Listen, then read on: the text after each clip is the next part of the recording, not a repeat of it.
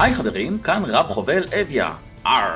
אחרי הביקורת האחרונה שעשיתי לאסאסינס קריד שדו, בן שאל אותי אם ירצה לעשות ביקורת גם לבלק פלאג ריסינק, הרימאסטר למשחק האגדי מ-2013, שלא מעט מגדירים אותו כאסאסינס קריד הכי טוב בסדרה.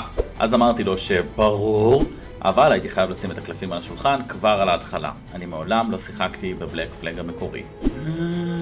כן, אני יודע, חור בהשכלה, תצעקו עליי בתגובות. אבל בצד החיובי הוא שהביקורת הזאת הולכת להיות הכי אותנטית שיש, בלי משקפי נוסטלגיה ובלי להשוות כל פריים או מכניקה למה שהיה פעם. אני בוחן את המשחק הזה נטו כמשחק שעומד בפני עצמו היום.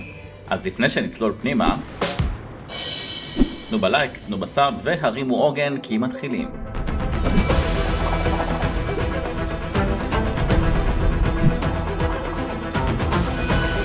אני מודה שהגעתי למשחק הזה עם המון חשש. הניסיון שלי עם משחקי אסאסינס קריד המודרניים לימדו אותי לפחד מעולמות פתוחים מדי, כאלה שמפוצצים במאות משימות go fetch רפיטטיביות, שפשוט מוציאות לך את החשק להמשיך לשחק. והפחד הזה הוא רק התחזק בהתחלה. האקספוזיציה של המשחק הייתה דווקא די טובה. אנחנו פוגשים את אדוארד קנווי, פיראט שעוזב את בת הזוג שלו לשנה-שנתיים רק כדי לגרד קצת כסף, ונשטף לחוף בקריבים אחרי קרב אוניות קשוח. יחד איתו נשטף לחוף גם אדם היסטורי שמציע לאדוארד לסיים את השליחות שלו בתמורה לתשלום נאה. מתחיל ביניהם ריב ואדוארד מחליט לרדוף אחריו, לחסל אותו וליטרלי להיכנס אל הענב במטרה לנסוע לאבנה וננה, להתחזות אליו ולקבל את הפרס שהובטח לו. אחלה פתיחה, סיימתי את כל הפרק הראשון שמהווה אקספוזיציה למשחק, קיבלתי את הספינה שלי, הג'קדו, ואז פתחתי את המפה במלואה וקצת נבלתי. המפה הייתה ענקית, והמשימות הראשונות שבהן שלחו אותי להתגנב בתוך אחוזה ולהרוג את כל האויבים בשקט לא בדיוק עזרו להרגיע את החשש שלי. כי בכנות, מאסתי כבר במשימות ההתגנבות האלו שצריך לעבור על דונם של אויבים ולחסל אותם בשקט. אבל אחרי שהמשכתי עוד קצת, המשחק נפתח באמת והבנתי כמה פחדתי לשווא. ככל שהתקדמתי גיליתי שהעולם הזה הוא לא סתם גדול, הוא באמת חי ומגוון. מצאתי את עצמי יוצא לציד כבישים ולוויתנים בלב ים, צולל למעמקי הים אחרי ספינות תרופות ותיבות ששפרו איתן במצולות, פותר פאזלים עתיקים של בני המאיה ומחפש מפות אוצר גבורות. אין ספק, וזה מאוד מורגש, שהמשחק הזה היווה נקודת תפנית שבין משחקי הדור הראשון של אסאסינס קריד לבין הנוסחה המודרנית. והיו לא מעט אלמנטים שזיהיתי שהופיעו במשחקים מתקדמים יותר כמו אודיסי או ולהלה. כדי שהעולם המקוון הזה באמת יעבוד, הרימאסטר הזה היה חייב לעשות קפיצת מדרגה גרפית, ותשמעו, הם פשוט שיחקו אותה. הפירוט של הצמחייה באיים נראה מעולה, היופי של העולם מתחת למים כשאתה צולל הוא מרשים, והפנים של הדמויות קיבלו מראה כל כך ריאליסטי, שאם לא הייתי יודע שמדובר ברימאסטר למשחק מ-2013, הייתי מנחש בקלות שזה משחק חדש לחלוטין. אבל מעבר לטכנולוגיה היבשה, מה שבאמת העיף את החוויה הזאת למעלה, זה עיצוב העולם והאווירה שבו. העובדה שאתם שתים לכם בים הפתוח ופתאום להקת דולפינים מופיעה ומלווה את הספינה שלכם מבפנים, או שפתאום בלי שתצפו לזה קופץ לכם לוויתן ענק ממש ליד הספינה וחוזר למים. הדברים הקטנים האלה עושים את ההבדל, וזה נכון גם במזג האוויר. פתאום באמצע השייט יכולה להתחיל סופה. הגלים נהיים עצומים ומופיעים עמודי טורנדו בלב ים שמאיימים להטביע את הספינה שלכם. זה נותן תחושה מעולה שאתם באמת בלב ים ושהעולם הזה פשוט חי סביבכם. והאמת היא שהשייט הוא ההפתעה הכי גדולה שלי. בניגוד לשייט של אודיסי או אפילו ולהלה, בלק פלאג כולו בנוי סביב הקונספט של פיראטים, אז הכל מרגיש נכון. לשוט בים הפתוח, לשדוד ספינות אויב, להרוס מבצרים ענקיים, וכל זה בזמן שהצוות שלך שר לך שירי פיראטים ברקע. זה כיף אדיר וממכר לטירוף. אבל מעבר לאווירה, מה שהופך את השייט הזה למדהים באמת הוא מכניקת הקרב הימי, שהיא עניין טקטי לחלוטין.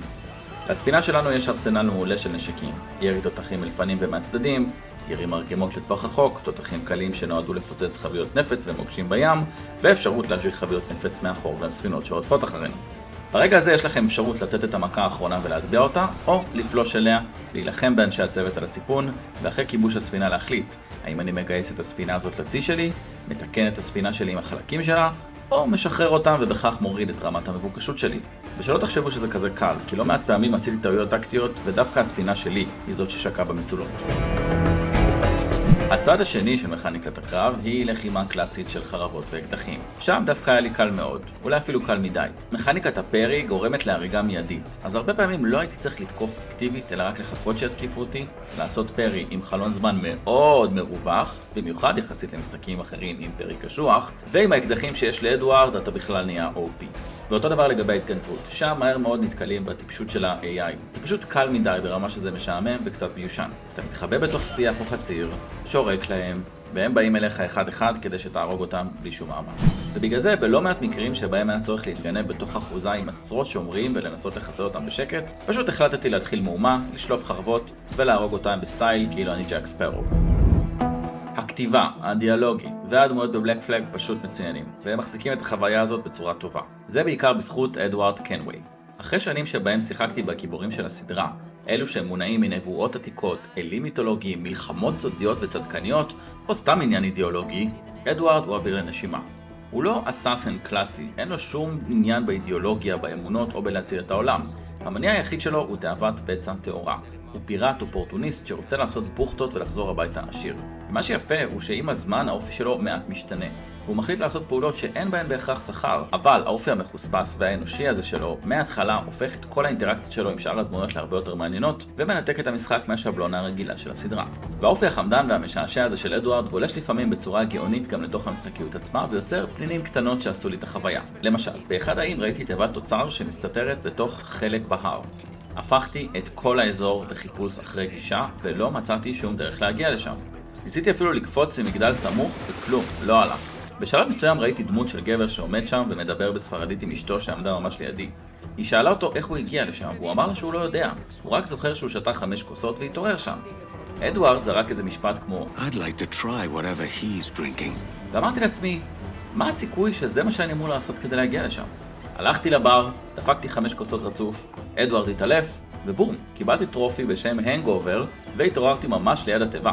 אלו בדיוק הרגעים היצירתיים שגרמו לי לחייך. That was too much. ומה שבאמת מחזיק אותי, או יותר נכון, סוחף אותי פנימה, ולא נותן לי לעזוב את השלט, הוא הגיימפליי של המשחק שפשוט בנוי חכם. אתה יוצא לים כדי לשתות ספינות בשביל חומרי גלם, כמו עץ ומתכת, ויוצא לים כדי לצוד בעלי חיים בשביל אורות. למה? כי אתה חייב את זה כדי לשדרג את עצמך, את הספינה שלך, הג'קטו, ובהמשך אפילו את אי הבסיס שלך, גרייט אינגווה. הצורך הזה להפוך את הספינה שלך למפלצת ימית חסינת כדורים כדי שתוכל להתמודד עם הספינות הגדולות יותר, בשילוב עם בניית מעוז הפיראטים הפרטי שלך, מייצרים לו להט משחק ממכרת בטירוף. אתה תמיד אומר לעצמך, רק עוד ספינה אחת, רק עוד שדרוג קטן, ופתאום אתה קולט שעברו 3 שעות. ועכשיו, שעברנו על החלקים הטובים של המשחק, הגיע הזמן גם לדבר על הרע. זה הזמן לדבר על הבאגים. בצד הוויזואלי פגשתי פה ושם את הקלאסיק יוביסופט, אתם יודעים, שיחים שמרחפים באוויר, או אדוארד שפשוט זז ומחליק קדימה בלי שום תנועה של אנימציה, ולפעמים זה סתם גם מציק ברמת ה-AI, כמו פעם אחת שישבתי בכיף שלי בטברנה באמצע משחק דמקה, ואיזה חייל פשוט החליט לתקוף אותי משום מקום, בלי שום קשר לכלום. הבעיה הייתה שלא יכלתי לעצור את הדמקה ולקום, כי אז הייתי מפסיד טכנית את המשחק, ואת הכסף שהימרתי עליו. אז העדפתי פשוט לתת לו להרוג אותי, וזהו. מעבר לזה, גם הפרקור לא תמיד מרגיש נוח ועובד כמו שהייתי רוצה. אדוארד לפעמים נתקע או קופץ לאן שלא התכוונתי, אבל בתכלס זה די אופייני לרוב משחקי אסאסינס קריד. אבל הבאג הכי מעצבן שנתקלתי בו היה בקינגסטון, שם כבר ממש פגע לי במשחק. הייתה לי משימת צד שהתנגשה בצורה לא מוסברת עם המשימה הראשית. המשחק פשוט חסם אותי ולא נתן לי להמשיך את משימת הצד, עד שלא התקדמתי בעלילה הראשית, למרות שלא היה שום קשר הגיוני או סיפורי ביניהם. זה מסוג הדברים שמרגישים כמו חוסר ליטוש בבנייה של הרימייק, וחבל.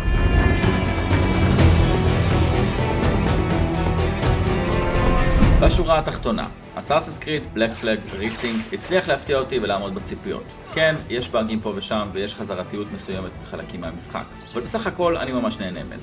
אין לי יכולת להשוות בין הגרסה הזו למשחק המקורי ב-2013, אבל אני מניח שאם שיחקתם בו אז ונהנתם, יש סיכוי גבוה מאוד שתהנו גם הפעם, וכנראה אפילו יותר. לאלו מכם שלא שיחקו במעולם אבל כן שיחקו משחקים אחרים של אסאסינס קריד, הוא ללא ספק משחק של הסדרה, אבל כזה שיושב בנקודת אמצע נוחה ונעימה. הוא שונה גם מהדור הראשון וגם מהדור החדש, ומספק חוויית משחק כיפית וממכרת. אל תצפו פה לעלילה מרגשת ברמה של God of War או The Last of Us, אבל הסיפור שלו מספיק מעניין כדי להשאיר אתכם בפנים, פלוס מדובר על אחת התקופות הכי מרתקות בהיסטוריה האנושית. תוסיפו לזה גרפיקה נהדרת וגיימפליי שברובו פשוט מהנה, וקיבלתם אחלה של חבילה. ציון סופי כי בן ממשיך להתעקש על מספרים, 85. ומה איתכם? שיחקתם כבר ברימאסטר החדש או שאתם מתכוונים להיכנס אליו בקרוב? תכתבו לי בתגובות ואנחנו נתראה בסרטון הבא. יאללה ביי!